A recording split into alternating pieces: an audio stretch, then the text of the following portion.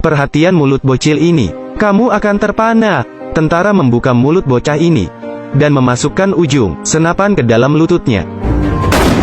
Ibunya menoleh ketika mendengar suara letusan.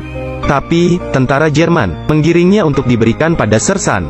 Tak peduli wanita atau anak-anak, semuanya dibantai. Adegan mengerikan ini dilihat oleh tentara Soviet yang sembunyi di hutan. Hati Kapten Tim tercabik-cabik. Ia nyaris saja menerobos untuk membunuh Jerman. Untungnya, ia ditahan temannya. Karena kalau tidak, Tim sudah pasti terbunuh juga. Kalau mau balas dendam harus pakai otak.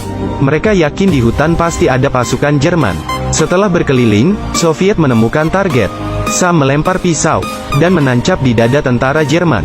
Belum sempat berpikir apa yang terjadi, mereka terbunuh. Pasukan Soviet mengepung TKP.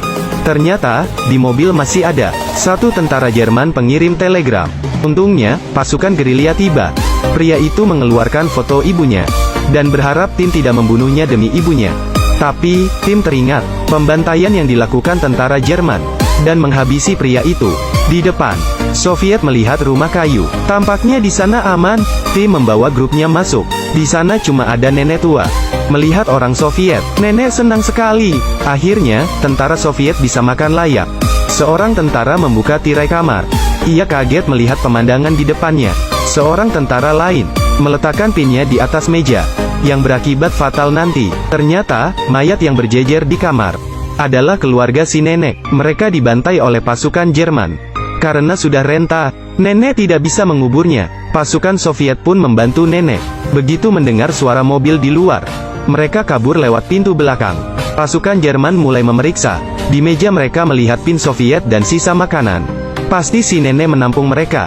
Nenek ketakutan hingga gemetar. Sersan menatap pasukannya, dan ia berbalik pergi. Pasukan mengerti, dan menikam nenek sampai mati.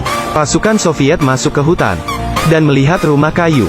Kapten Tim memeriksa, dan melihat hamparan mayat pasukan Soviet. Tiba-tiba, tentara Jerman menginjak dahan dan membuat suara. Tim mendengarnya. Ia segera melempar granat dan lari. Tentara Jerman terpental terkena ledakan. Tim lari sekuat tenaga. Suara ledakan menarik perhatian Jerman.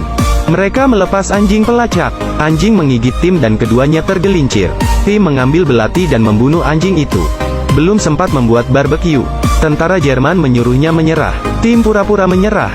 Ia berbalik dan menyerang. Tim berhasil menahan tentara Jerman. Tapi, susah untuk mencekiknya. Jerman mencolok mata Tim. Mata Tim nyaris saja buta. Untungnya, Tim berhasil memungut senapan dan menembaki pinggang tentara Jerman. Akhirnya, Tim dan pasukannya kembali berkumpul. Mereka sedang kejar-kejaran dengan Jerman. Menghela napas saja tidak sempat. Soviet sampai di rawa. Mereka menyeberang dengan ranting. Untung saja mereka selamat. Tapi, pasukan Jerman tidak berani menyeberang. Soviet beruntung kali ini. Tiba-tiba, muncul pesawat Jerman yang menjatuhkan kertas penyerahan diri. Satu teman Tim ingin menyerah. Hampir saja ia ditembak. Tapi, Tim melarangnya. Baru saja pria itu menyeberang, ia terjebak di lumpur. Rasanya seperti ada yang menarik kakinya. Pria itu memberontak sekuat tenaga. Tahu dirinya akan tenggelam. Ia minta bantuan temannya. Tapi, teman-temannya cuma menonton. Tak lama kemudian, pria itu tenggelam di telan lumpur. Setelah ia kenyang makan lumpur, Tim dan rekannya baru menyelamatkannya. Siapapun yang berkhianat akan mendapat hukuman garis bawah. Mereka pun melanjutkan perjalanan, dan tiba di desa kecil. Tim mengutus Yo untuk memeriksa.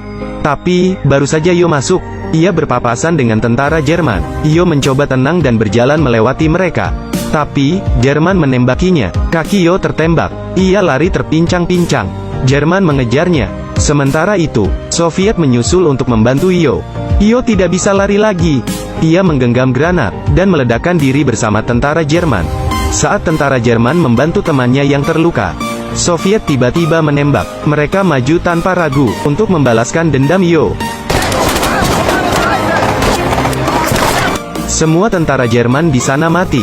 Penduduk desa sangat senang, karena melihat tentara Soviet. Setelah beristirahat, kepala desa membawa regu Tim ke hutan, untuk bertemu dengan regu lain.